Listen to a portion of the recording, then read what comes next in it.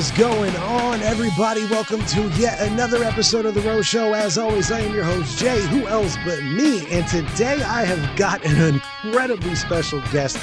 This man's IMDb.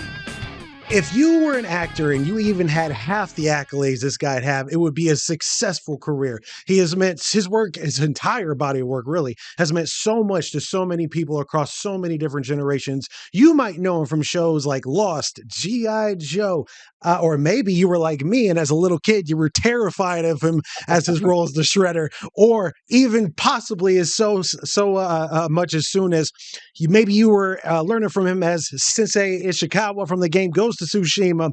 Like I said, so many things we could talk about and more. But let's go ahead and stop with this long intro and get into the man, the myth, the legend himself, François Chau. My friend, how are we doing today? I'm doing great. Thank you so much for having me. Yeah, absolutely. Thank you so much for taking time out of your busy schedule to join me today. So listen, I just want to go ahead and start at the very beginning because as a small kid in the 90s, it wasn't really that easy to kind of get the people that you looked up to in shows and movies and video games and all that. Obviously, video games weren't as prominent as it was today back then, but you didn't really get to get too many backstories. So that's where I want to start. Go ahead and talk to us about how you kind of got into career in acting and how you got into all the things you got into at an early age. I've been very, very lucky. I started getting interested in acting, I think around high school. Did plays and stuff, and I thought, oh, this is pretty fun. I think I can get into this. I went to university, got my degree in theater and acting, and then I knew I wanted to do film and TV, so I headed out to LA. It's 1984, so we're talking 40 plus years now. And I came out here. I pounded the pavement, as they say, and I got lucky. I got started doing a couple of commercials, and then I got actually my first professional gig was voice acting for G.I. Joe. And from then on, I just slowly got some stuff, built up some stuff, and luckily enough, it's been pretty steady. I always tell people I see at the cons and everybody else that I'm one of the I belong to the that guy club, right? The you watch TV or you watch films, sooner or later you're gonna go, oh, that guy, I know that guy. I don't know who he is, but I know I've seen him before. So yeah, I've been lucky enough to just keep going and then keep working. So, and fingers crossed, keep doing it. Yeah. And obviously, like I said, and we'll get into how you got into that role here in a little bit. But obviously, like I said, the main thing I knew you from was the Shredder because I was such a huge Ninja Turtle fan as a little Right. kid. But even when I started doing my research, when you agreed to come on this show, because I always do as much research as possible on all my guests, that's when I found out that you were Sensei Ishikawa from Ghost of Tsushima. I Right. have been through that game 2 different times and never pieced together that was you. So that makes perfect sense that you would say you were that guy. Because even Yeah. me, somebody who knew you were, I Yeah. didn't You even know just go. that was you. Exactly. Yeah, yeah, it's crazy. So speaking of that, I talked to one of the first interviews that I did on this show years ago. It was with Tim Russ, Star Mhm. Trek fame, Right. Spaceball fame. Right. And he also does plenty of voice acting as well as, live action acting. Right. Do you find any difference or did you find any difference when you started getting into that? Was it harder for you to learn how to do the voice acting aspect when it came to TV shows, like you said, G.I. Joe and later on video games? Was that hard for you? Because like Tim himself said, and even other people like the actor from that plays Zordon in Power Rangers, I had him on the show as well. And even he said like it was certain things were challenging, because you have to create the emotion yourself. You're just looking at Mhm. a script. You have to Right. create it. You're not feeding off anyone. Was that challenging for you to learn? It's funny because a lot of people go, "Oh man, you're a voice actor," and I have never thought of myself as that. I mean, I'm an actor, and I was lucky enough to do that GI Joe. But you know, when I got that GI Joe gig, I went into the studio to record, and man, I was, it was like a deer in the headlights because I was there, and all these like legendary voice actors, who've done like a gazillion things, were doing it, and I'm like, oh man, well, what's going on here? I don't know, because these guys and the women too can do the 1,000 voices, different things. They're so that's their thing, and I'm when I do a voice job, I'm lucky enough because it's basically I can't do any of those voices. Basically, if you want somebody that sounds like me, I'm your guy. Otherwise, that's it. All these things I do is I'm not putting on a voice. It's basically just me, and the acting itself. It's just these days doing the video games, it's a little different because you get to interact uh, with the other actors. So you're basically performing a scene, and you do get off the other actors. Before GI Joe and some other stuff I did, you just went in and you did your lines and you performed it, you know, uh, the way you thought it was supposed to be, with nobody else there. So basically, there's no difference for me. It's acting, and I never thought of myself as just a voice actor. Yeah, sure. Yeah, That's fair. yeah, So you brought up something that, and I'm kind of jumping ahead here in your sure, timeline, but since you brought it up, I kind of like to talk on that. I have noticed that video games, like you said, it's all motion capture now. right, When you do big products like that, even right, Spider-Man, the Spider-Man series that came out for PlayStation, yeah, those are all, like you said. I guess I didn't realize like you were actually acting with the actors. So yeah, basically, you did talk us about that process because I've always been curious of how that goes or how you experienced it with Ghost of Tsushima. yeah. The Tsushima. A lot of my scenes were with Daisuke, who plays Jin, the main character. So Mm, when we go in to record, we both wear this helmet getup with a camera, facing us, so that capturing all our facial expressions and as we're talking, and basically we're performing a scene with each other. Uh, you know, we have to be off book. We have to memorize our lines, and it's just like a regular doing a regular scene. Only we've got all this stuff on, on our heads and right. stuff. But and that's very helpful because again you get to interact with the other actor, and there's a give and take. But I did some uh, video games early, like in the '90s, where yeah, basically you come in and you're standing there by yourself, and you're like you say your lines and you turn and you say your lines and they capture whatever it is they need to do. Now it's even more. A couple years ago, I did a game, and it was all mocap. I wore the suit and all that stuff on the dots on my face and everything. And just last week, I had a small part another game, and even from like just a couple years, the technology is advancing so fast now that it's not, you put on the mocap suit, but it doesn't take as long, and it doesn't take all this other things that you have to do. Uh, Now it's pretty soon it's just going to be you're putting on the suit, and you're just acting scenes as you would in anything else. Yeah, sure, Yeah, sure.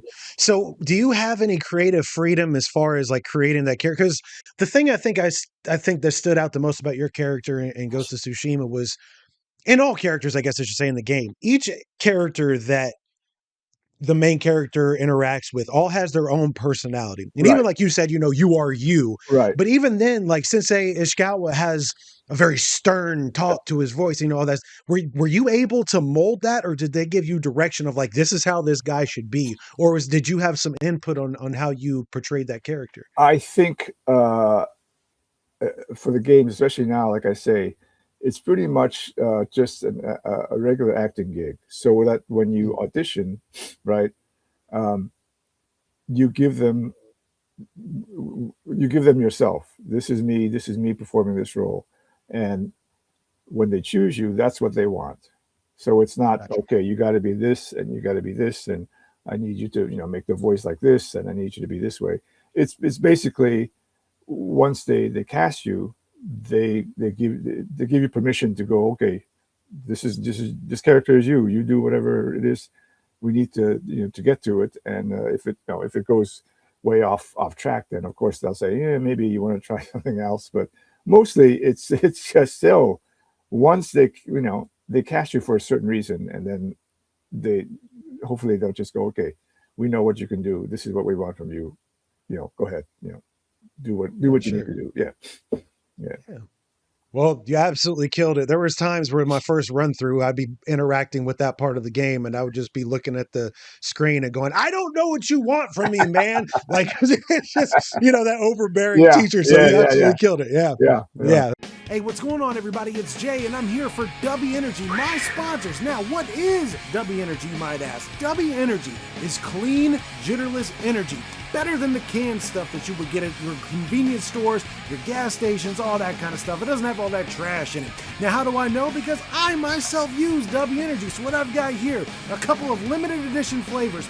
For instance, W Energy puts out this stuff called Grandpa's Ginger Water. I know it don't sound that great, but it is amazing. Limited run that they came out that I've got actually multiple tubs of. I believe in W Energy. I use W Energy myself. Also, this was just released, and it's another limited edition flavor that they come out with, and it's called Pom Blom. It's pomegranate blossom.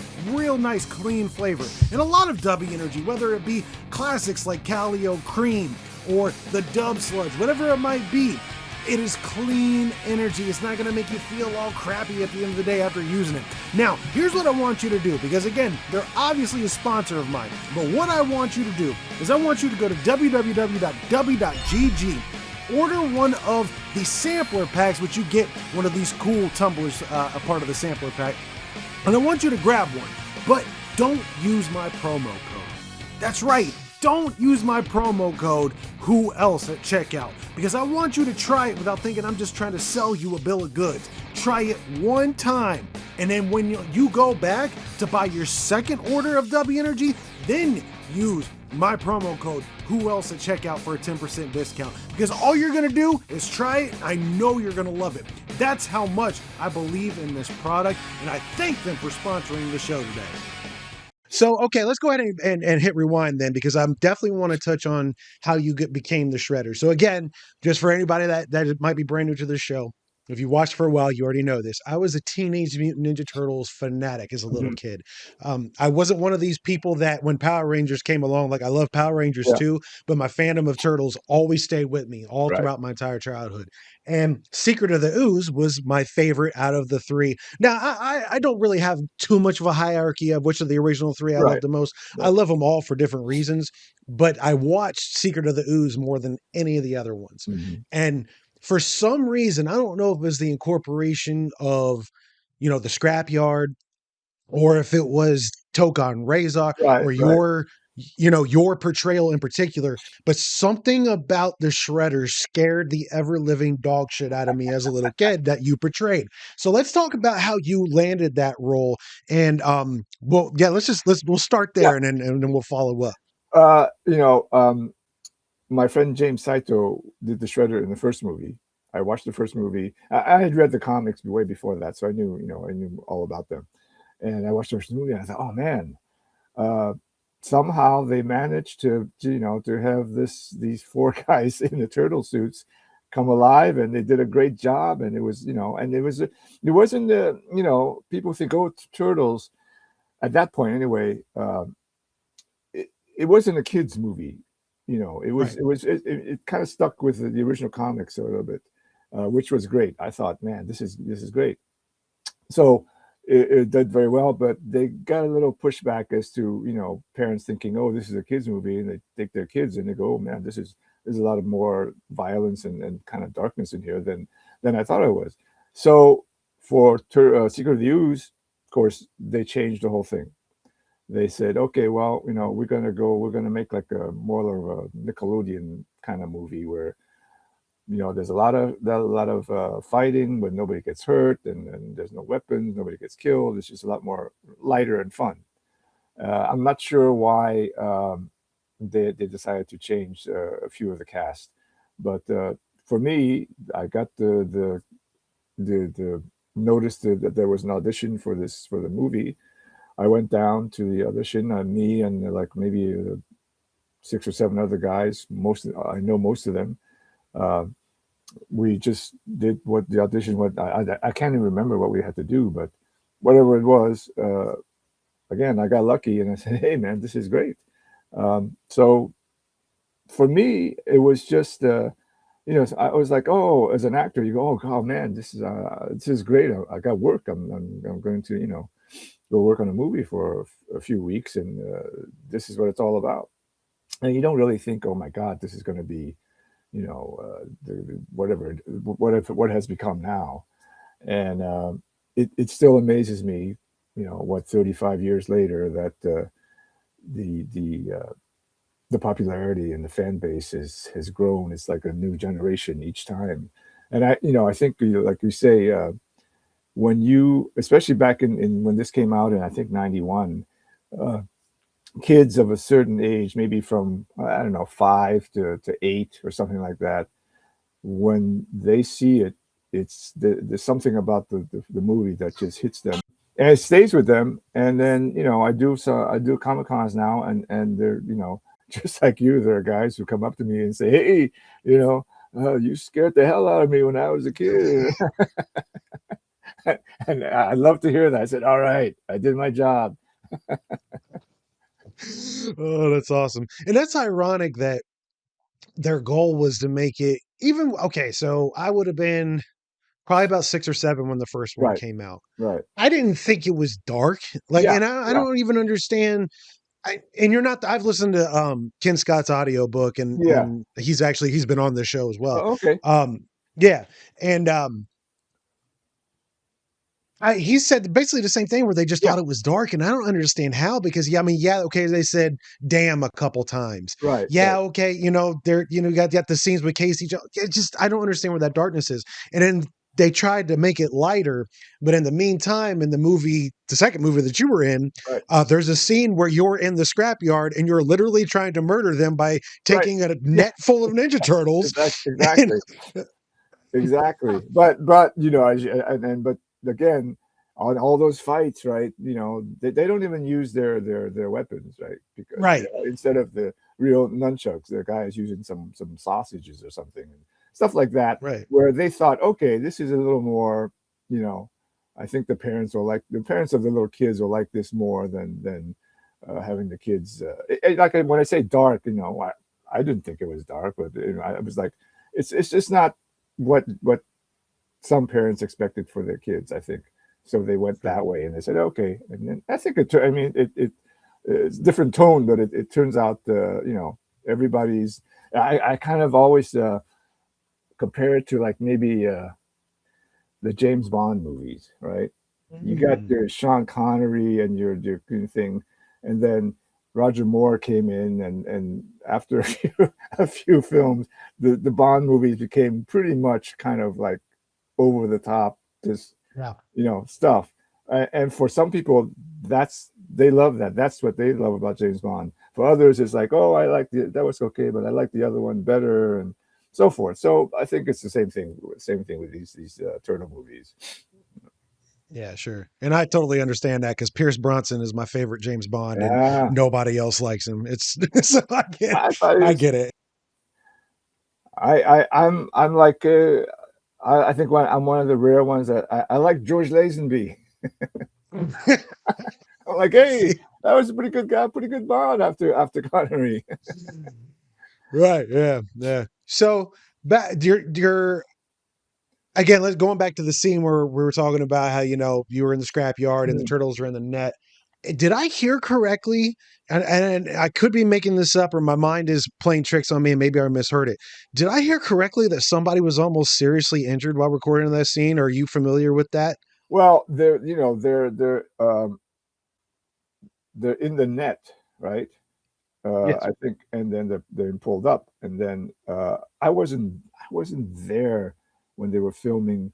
I think there was a point where it dropped, And some, it was, I don't think it was a serious injury, but somebody got hurt uh, in that pile up. I mean, you know, that the movie was not without the, you know, Ernie Reyes Jr., who played Kino. I mean, he got, you know, he's doing flips and he's doing that, blah blah blah.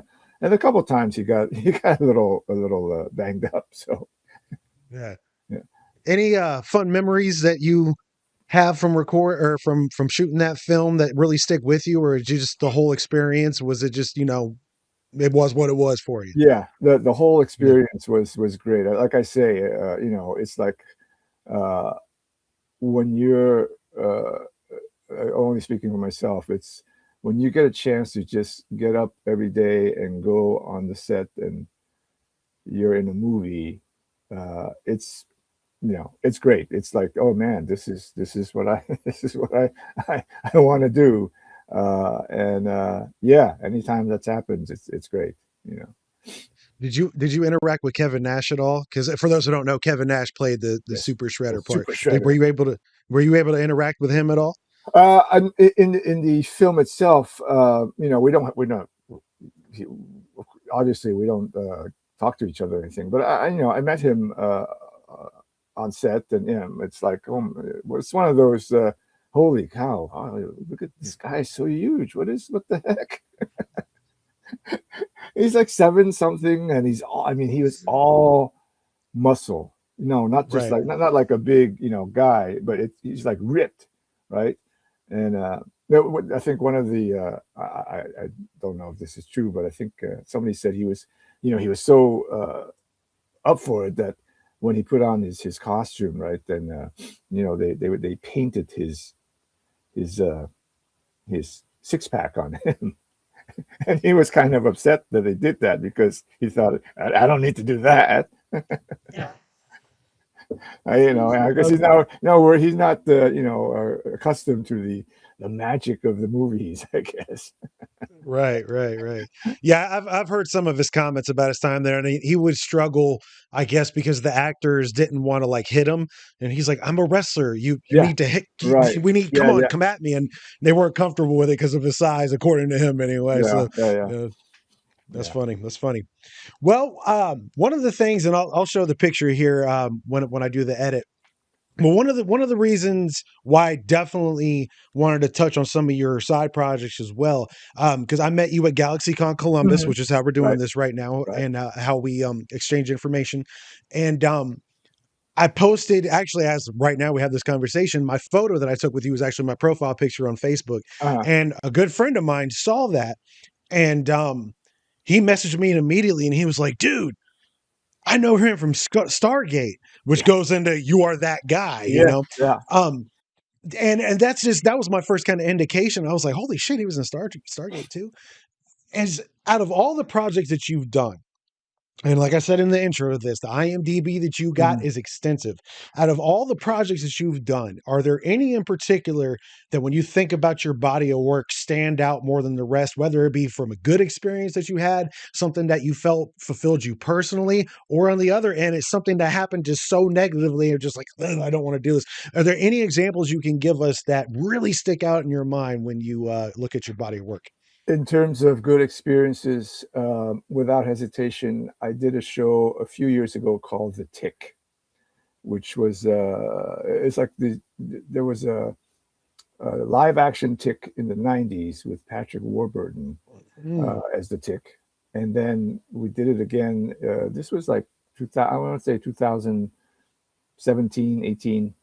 Uh, Another reboot, live action of the Tick, and you know, it's on Amazon, and they used to like put on these pilots, and if it was did well enough, then they would, you know, continue. So I watched the pilot of the new Tick on Amazon. I thought, oh man, you know, I couldn't wait for it because this is great. This is, you know, I really liked it, but I thought, not as funny as I thought it was going to be, right?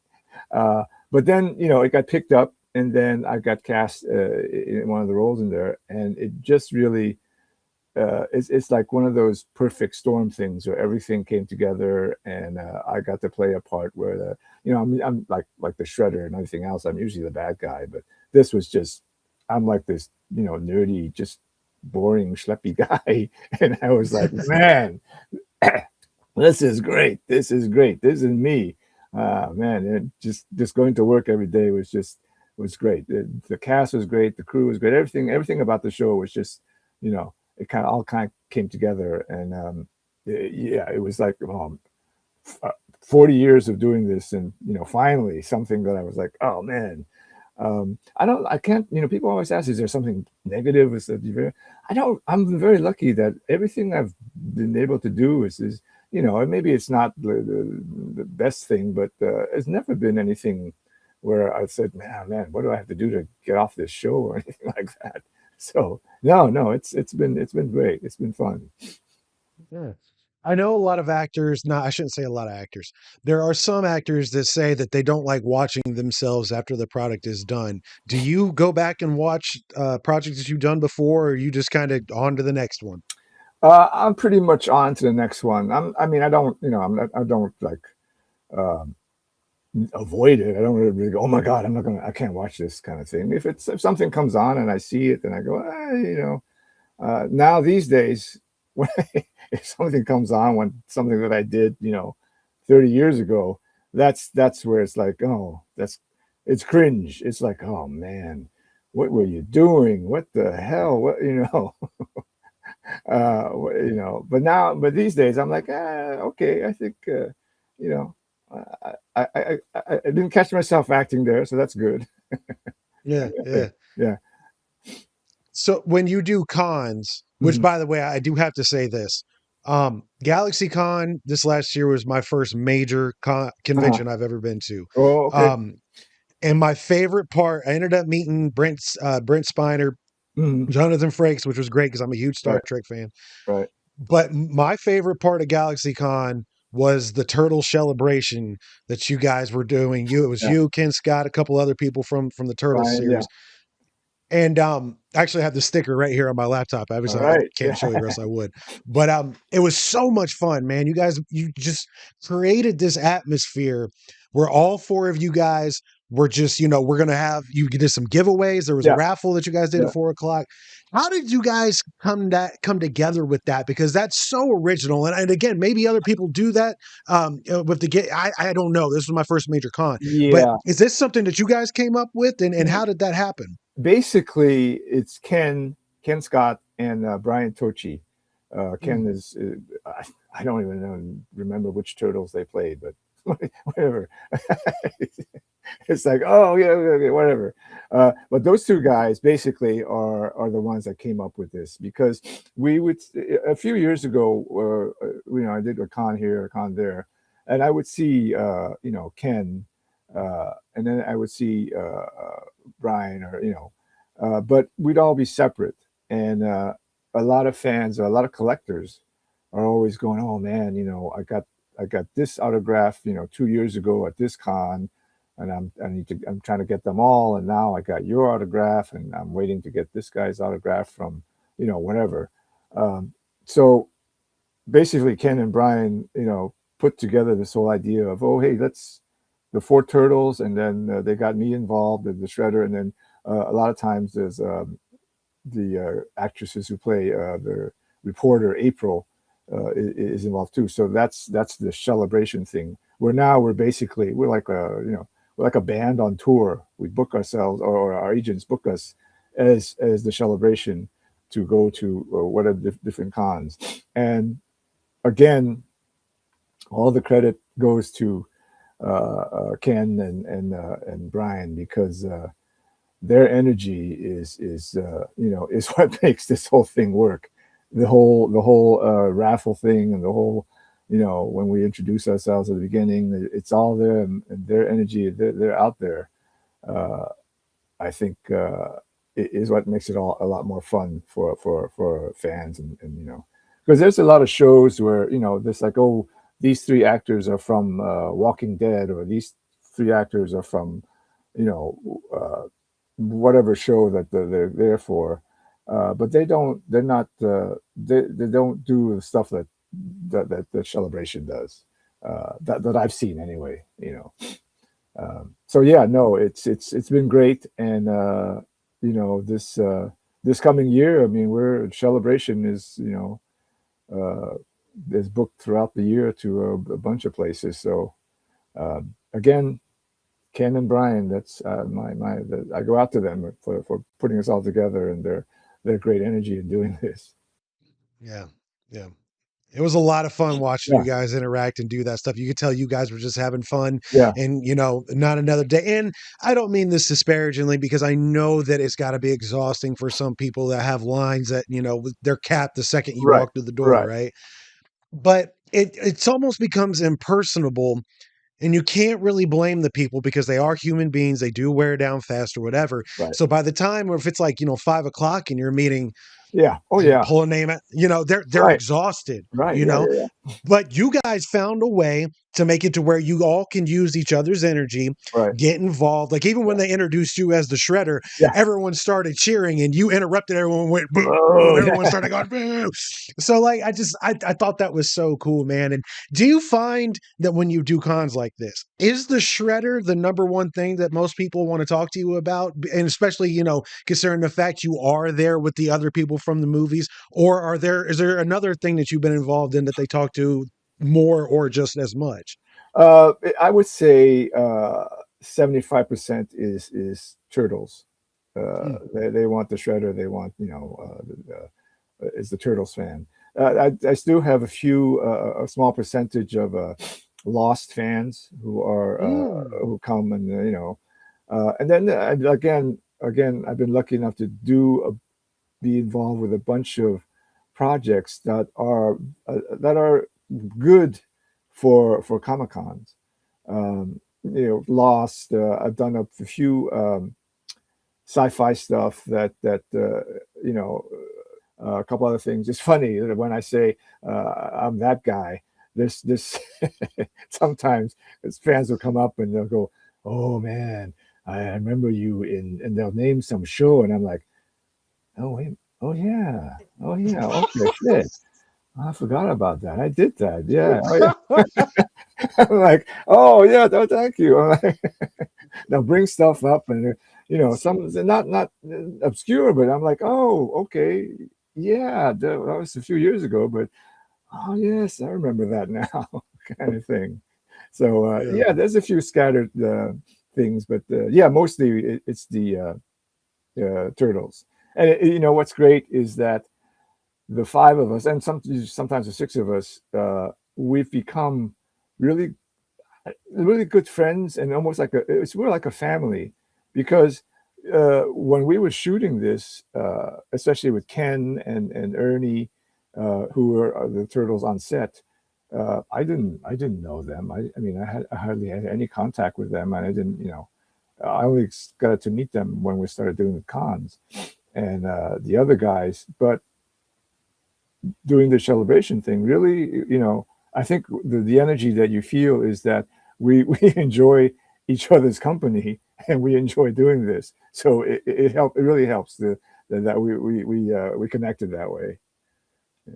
Yeah. Yeah. Yeah. Well, as we wind down here, I definitely wanted to end this with just saying, thank you for your body of work. Obviously, like I said, the second Ninja Turtles movies you were in, I can't even I couldn't even begin to count how many times I just watched that on Oh repeat, yeah, one after that. I would drive my mom nuts watching those Ninja of Turtles movies course, as a when you're kid. a kid that's what you do, and you just keep watching it Yes. over and over, right?